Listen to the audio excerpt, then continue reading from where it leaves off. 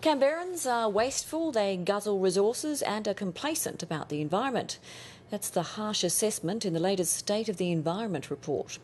The 4-yearly study looks at the health of air, water, biodiversity and climate.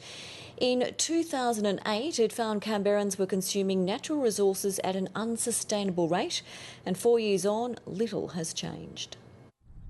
Canberra might be called the bush capital, but the latest report card shows its environmental credentials are not really all that green.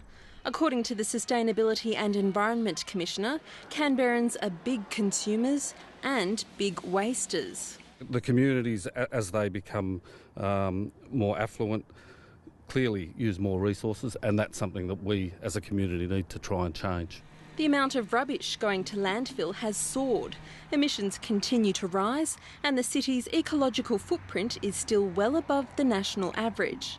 On the plus side, the capital's water and air quality is generally good, but when it comes to proactively protecting the environment, Canberrans have become complacent. There's a huge awareness, but not necessarily a huge commitment to action. It shows that Canberra is really pushing the limits when it comes to our impact on the environment, that business as usual is not okay, and that we need to really focus on turning this ship around. The government can't deliver the results on its own.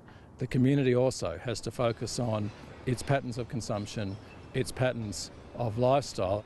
The government says it's already rolled out policies addressing some of the concerns, but the minister is under fire for sitting on the report for 4 months. During that time, the transport and waste strategies have been finalised, the climate change action plan's been out for consultation, and yet the community's had no access to the important information that's contained in this State of the Environment report. I'm not surprised that he's been sitting on this report. Simon Corbell would be very embarrassed by this. And despite the time he's had to consider the report, Simon Corbell today still couldn't say which of the 22 recommendations he would accept and which he would reject. Anna Morozzo, ABC News, Canberra.